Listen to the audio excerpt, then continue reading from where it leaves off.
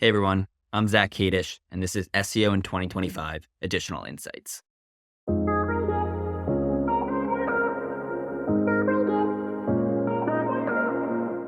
Zack, what's your additional insight for SEO in 2025? My additional insight is in a world driven with AI overviews and crowded SERPs, is to really prioritize human-centric content and the customer's voice in your content marketing strategy. Right, okay, so lots to unpack there as well. How would you summarize the AI-driven and evolving SERP landscape at the moment? Absolutely. I mean, the SERPs are crowded. People are searching in a lot of different ways, not just on Google. They're going to AI search engines, they're going to, other platforms. So the goal here is to really make sure when you're creating content is to use the customer's voice and do that research to figure out what your audience is really looking for to make sure that in your content, you're answering those questions directly. Use the customer's voice. So how do you know what the customer's voice sounds like? Exactly. So you might not know what it sounds like, but you know what they're searching for or what they care about. And the biggest way to do that is doing keyword research. It's really the bread and butter of your strategy. There's obviously a lot of different platforms that you can do this research on, but I think one of the best ways to also do this is to also start to go to other platforms and look at user-generated content to see what people are really talking about. And then you can obviously see what these, forums rank for and what your competitors rank for to make sure you're prioritizing the right things. And do you prioritize the right things based upon keyword volume, or is there a more extensive approach that you have to use nowadays? Because you talked about looking at different platforms to see what people were talking about. What happens if you look for phrases that and discover phrases that people are talking about that don't have any obvious search volume? Yeah, and most of them won't. Obviously, demand is half the story. The bigger part of the story, in my opinion, is relevancy, and that's search and user intent. That's really why I'm going to these other platforms to analyze what people are saying. Because honestly, most times now, you're not really going to find all the relevant keywords with good demand. People type very conversationally, stream of consciousness, long term, long tail. So it's more so important to just make sure that you're matching what your users care about and not always focusing on what keywords have the most attractive search volume. So what does this mean for the content that you end up publishing on your website? I mean, do you have to be very focused in terms of very long tail keyword phrases of what a page is about? Is it necessary nowadays, for instance, to have less content on a piece of page and perhaps it's less successful having a piece of long form content now? Yeah, I mean, I know there's definitely a balance. I think it's also important to do that type of competitive or SERP analysis. Check what else is showing up out there. There could be instances where short form content is, beneficial. There could be instances where having it all on one page is beneficial. I've seen instances where also both kind of contents do appear on the SERPs for the same queries. I think the goal here is really Google's smart enough now to retrieve and generate the content that they want to show for the query. So it's more so making sure that what your user cares about is in the content, regardless of how long it is. It's interesting what you're saying about different forms of content will appear in the SERP for the same query, because I guess maybe a few years ago, Google delivered a very similar experience as in delivering a similar set of results on the same SERP.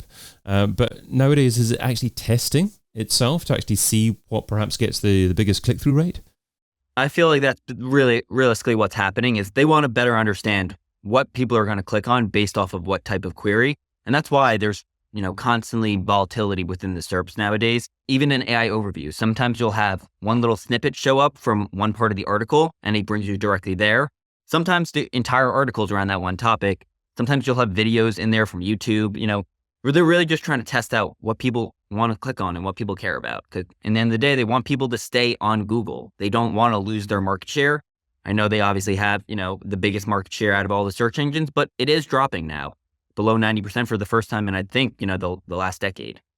So as a business, how do you actually make the decision in terms of what type of content to produce for a particular keyword phrase that you're targeting?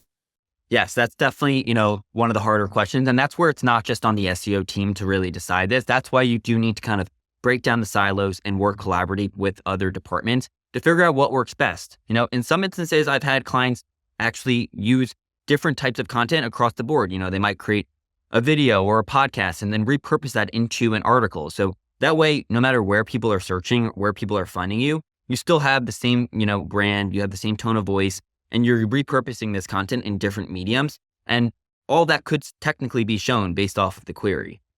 And do you try to decide which stage in the buyer cycle that people are on when you're actually producing a piece of content? Yeah, I think that's also one of the biggest stages. And that's also in the earlier stages when you're doing that research, you want to understand the intent. That's going back to that like SERP analysis is like what other types of content are showing up, taking a step back and being like, if I was a user, if I was a consumer, what part of the journey would I be on? And what kind of content does Google want to show for this type of query? That's definitely half the battle because, if we're not creating content the way that kind of Google wants to show it for the query, you're not really going to show up.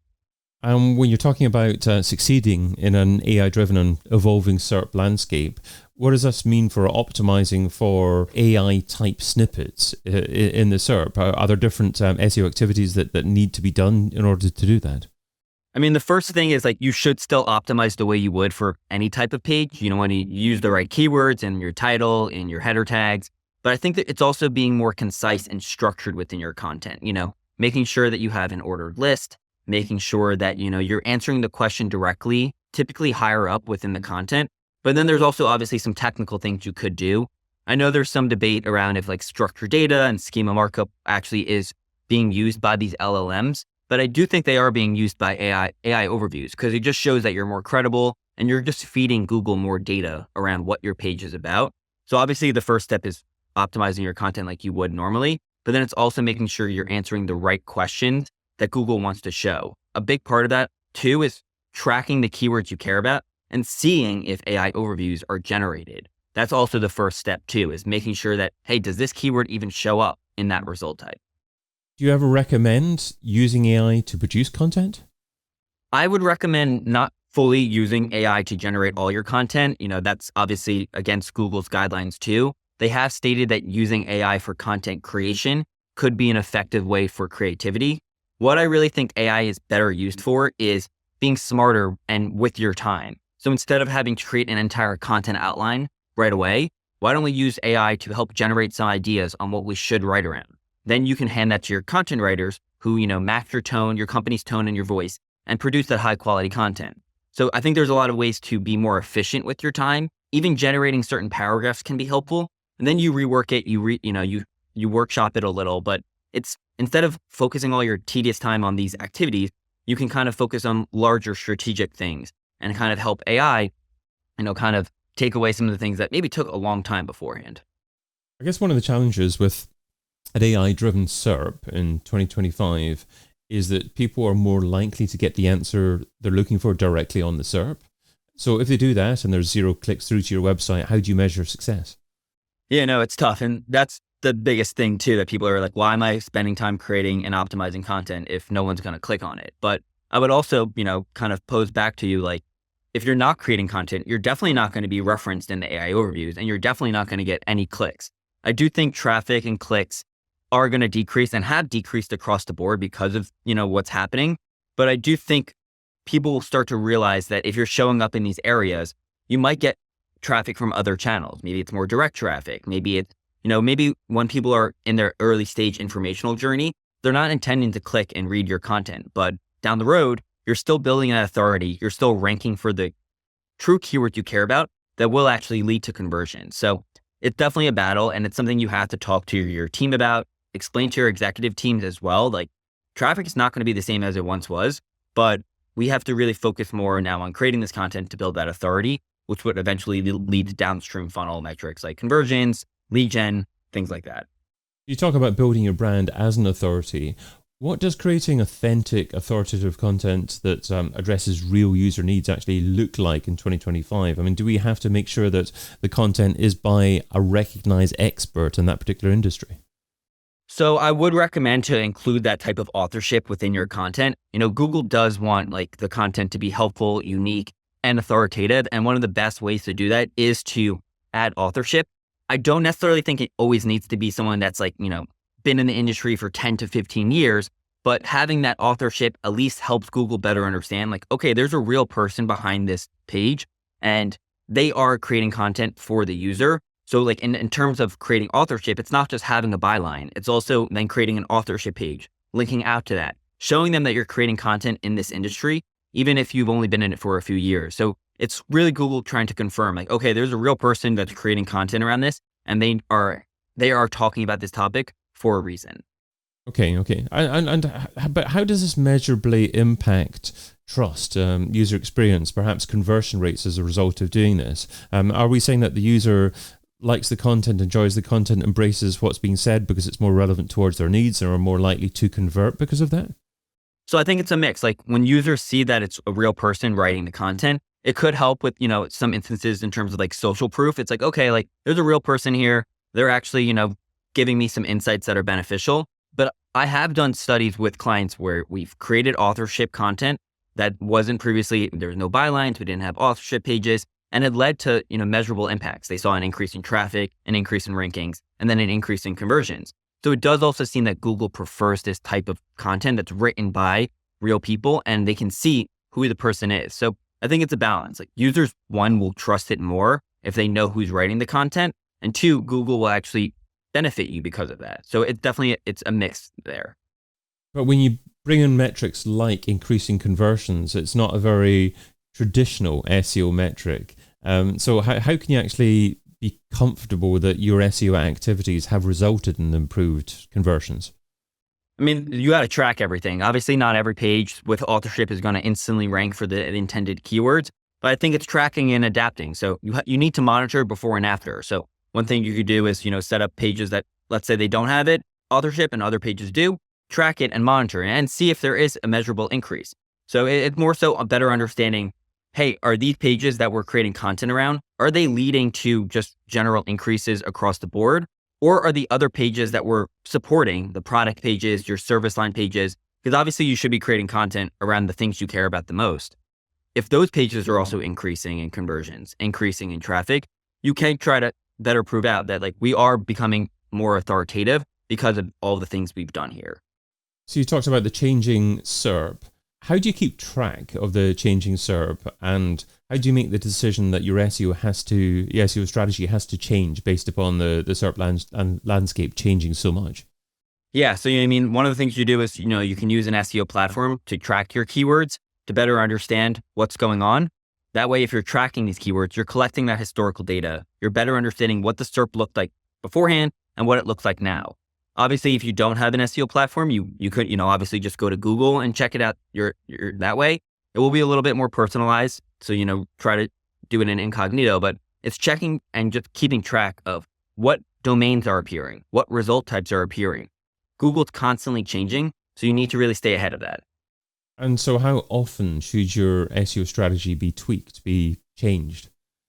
I mean, it depends on what type of industry you're in. If like you're in the e-com industry, the SERPs have drastically changed in the last year where it's a shoppable experience now directly on Google. So like retail, I would say, you have to really stay on top of that and really try to focus maybe more on improving different, PDPs and PLPs. So it depends on the industry.